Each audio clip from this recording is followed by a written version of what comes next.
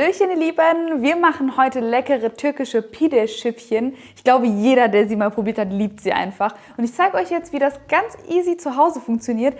Ich mache jetzt hier erstmal einen Hefeteig und die ganz genauen Mengenangaben stehen unten in der Infobox. So, ich habe jetzt hier mein Mehl. Da werde ich mir eine... halt, stopp! Ich habe hier so einen kleinen Lifehack. Ich mache es immer so, dass ich mir vom Mehl, damit man sich halt später nicht ärgert, dass es dann zu trocken wird, so ungefähr 50 Gramm beiseite nehmen und das tue ich dann gleich nach und nach mit dazu. So, jetzt bilde ich eine Mulde und gebe da Wasser rein. Das sollte lauwarm sein, nicht über 40 Grad, sonst stirbt die Hefe ab. Und das Rezept funktioniert übrigens auch mit trockener Hefe, schreibe ich euch dann auch unten in die Infobox, was ihr da nehmen müsst. So, einmal das lauwarme Wasser hineingeben, frische Hefe hineinbröseln und dann noch Zucker dazugeben. Ich habe vergessen, die Kamera anzumachen. Ist das schlimm?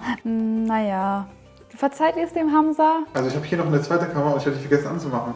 Aber ich glaube, man hat alles verstanden. Ach ja, klar. Ich gebe jetzt auf jeden Fall den Zucker dazu, wie gerade schon gesagt. Dann verrühre ich das kurz und dann lassen wir das 5 Minuten stehen, damit die Hefe sich ja so ein bisschen anfangen kann zu arbeiten.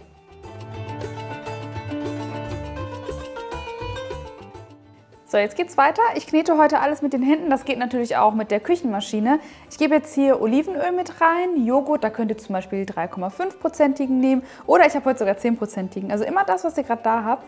Und dann gebe ich auch noch Salz mit dazu, super wichtig. Und dann einfach anfangen zu kneten und das Mehl, was wir vorhin beiseite gelegt haben, nach und nach mit dazugeben. Das Ergebnis muss halt so ein elastischer Teig sein, also so ein schön fester Teig.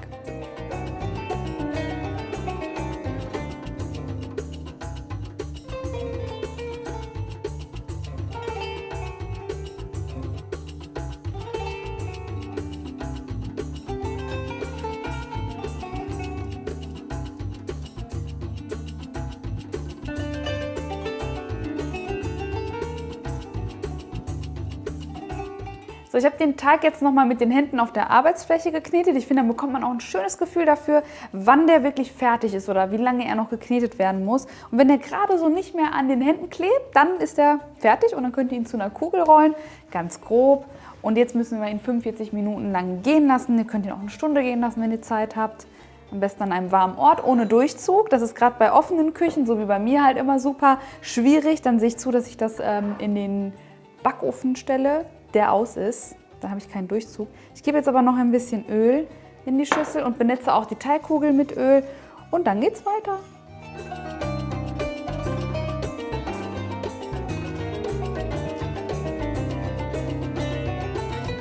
Ich habe den Teig übrigens gestern Nacht schon vorbereitet. Ihr könnt das auch super easy zu Hause machen, gerne am Vortag. Also einfach nur alles zusammenkneten. Dann müsst ihr auch kein lauwarmes Wasser nehmen, sondern könnt ganz normales kaltes nehmen.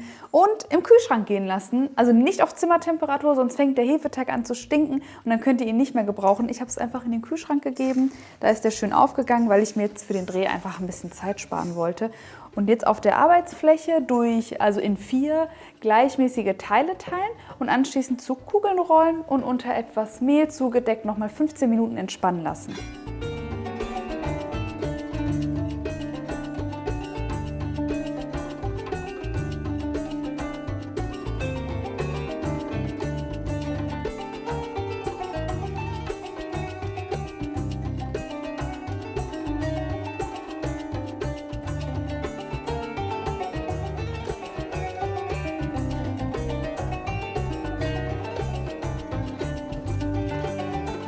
Während der Teig jetzt noch mal ein bisschen ausruht, wollte ich euch die 2 Füllungen zeigen für das heutige Video. Ihr könnt natürlich auch weitere Füllungen machen, wie zum Beispiel Spinat- oder Kartoffelfüllung.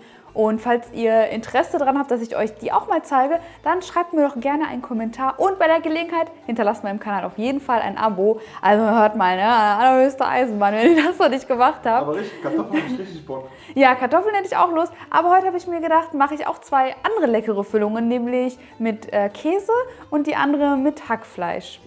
Du kannst Gössel machen mit Kartoffeln. Ja, geile Idee. Okay, wir machen Gössel, weil Hamza hat es einfach so entschieden. Mit was wollt ihr dann Gössel sehen? Mit Kartoffeln? Kartoffeln auf jeden Fall. Und. Okay, ich zeige euch jetzt erstmal die Feta-Füllung, sag ich mal, obwohl es ja eher so ein Topping ist. Dafür nehmt euch einfach Feta-Käse oder Schafskäse und dann einfach nur zerdrücken mit der Gabel. Da gebe ich dann gleich fein gehackte Petersilie mit rein und noch ein bisschen Gouda. Da könnt ihr auch Kaschar-Käse nehmen, Emmentaler, was ihr möchtet.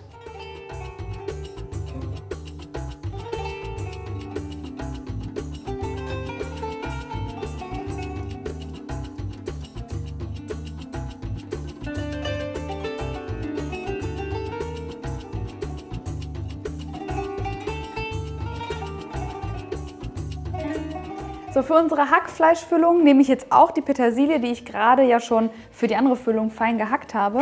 Gebe die schon mal direkt dazu.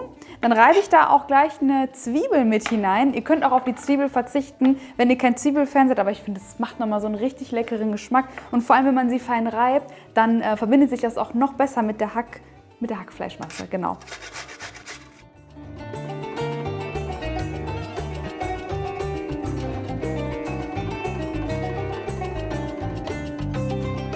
Zum Hackfleisch gebe ich dann noch Paprikamark, Salz, außerdem Kreuzkümmel und Pul Biber. Das sind Paprikaflocken und ganz typisch für die türkische Küche. Nachdem ihr das dann geknetet habt, ist die Masse auch schon fertig. Also ich habe wirklich nur eine Minute geknetet, einfach mit den bloßen Händen. Und jetzt nehme ich mir meinen ausgeruhten und entspannten Teig und werde ihn auf meiner Arbeitsfläche mit ein bisschen Mehl sehr, sehr dünn, allerdings oval ausrollen.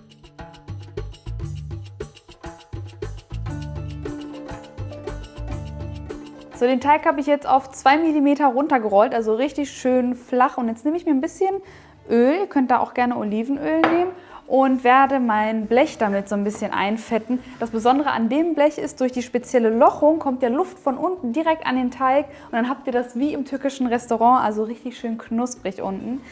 Ich finde es auch cool, dass du kein Gadget benutzt, also kein Backpinsel oder sowas. Nee, ich benutze gar keinen Backpinsel, einfach mit der Hand, die sind ja sauber. So, und jetzt gebe ich das drauf, bei mir passen 2 auf ein Blech, deswegen rolle ich den zweiten gleich schon direkt hinterher. Und ich glaube, ich mache jetzt auch erstmal eine mit Käsefüllung, ein Pide, und den anderen mache ich direkt mit Hackfleisch und dann kommt es ab in den Ofen.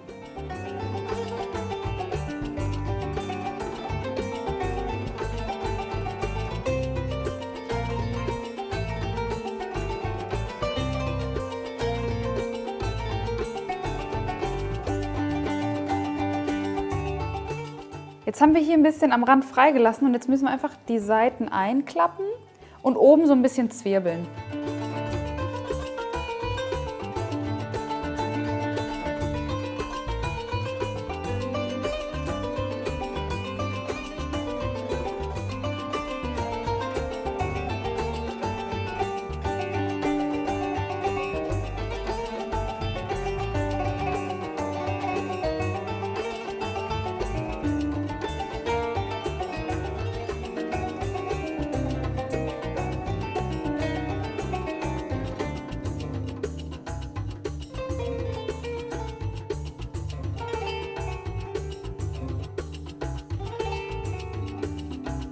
Ich habe jetzt noch ein Ei mit Milch verquirlt und die Seiten damit bestrichen, damit die auch richtig schön goldbraun werden nach dem Backen. Den Ofen habe ich auch schon vorgeheizt. Das ist auch super wichtig, dass der Ofen richtig auf Temperatur ist, nämlich auf 220 Grad Ober- und Unterhitze. Und dann backe ich jetzt meine Pide-Schiffe goldbraun und mache dann in der Zwischenzeit die nächsten. Ihr könntet übrigens auch Sucuk drauf geben oder was ihr auch machen könnt, den Tipp möchte ich euch nicht vorenthalten, einfach ein Ei draufschlagen, nicht jetzt schon, sondern ungefähr 2 Minuten vor Ende der Backzeit. Also einfach das Ei reinschlagen und dann zu Ende backen. Nur so als Tipp nebenbei.